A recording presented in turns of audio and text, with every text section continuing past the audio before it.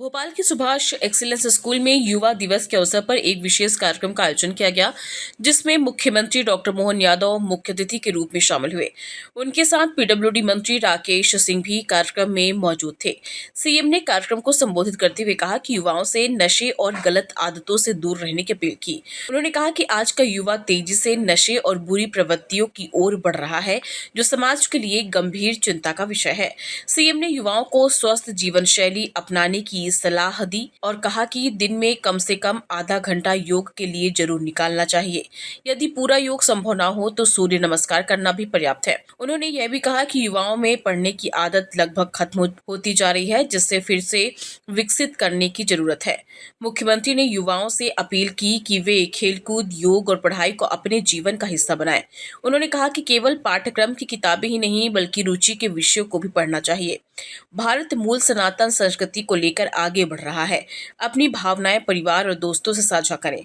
हम सबके समय की अवधि बाबा महाकाल ने तय की है। सोमनाथ के मंदिर पर हम गर्व करते हैं। 1000 साल पहले जिन आक्रांताओं ने इसे मिटाने की कोशिश की, उनको ये जवाब है। पूरी दुनिया ने राम मंदिर के भूमि पूजन के साथ आयोजन देखे। अपने संबोधन के अंत में मुख्यमंत्री ने कहा कि गर्व से कहिए, हम हिंदू हैं। स्वामी विवेकानंद जयंती की 163वीं वर्षगांठ के अवसर पर मैं अपनी ओर से प्रदेशवासियों को, देशवासियों को बधाई देता हूँ और स्वामी विवेकानंद के जीवन के विविध पक्षों को पूरे दुनिया उनको चिर युवा के नाम से भी जानी जाती है। और विवेकानंद जी के जीवन के विविध पक्षों से उन्होंने न केवल विश्व धर्म सम्मेलन में हिंदू धर्म की व्याख्या के आधार पर दुनिया के अंदर सनातन धर्म की संस्कृति का परचम लहराया था, बल्कि भारत के मूल गुण जिनके भरोसे से प्रकृति के साथ मानव जीवन की एकजुटता क्या होती है, वसुदेव कुटुंबकम की भावना क्या होती है, विविध प्रकार के दर्शन के आधार पर भारतीय विशेषताओं को दुनिया के अंदर उन्होंने प्रकट किया था। और ऐसे ही योग और योग के साथ सूर्य नमस्कार का जो विशिष्ट महत्व है, यशस्वी प्रधानमंत्री के नेतृत्व में देश भर में आज स्वामी विवेकानंद जयंती अलग प्रकार से मनाई जा रही है।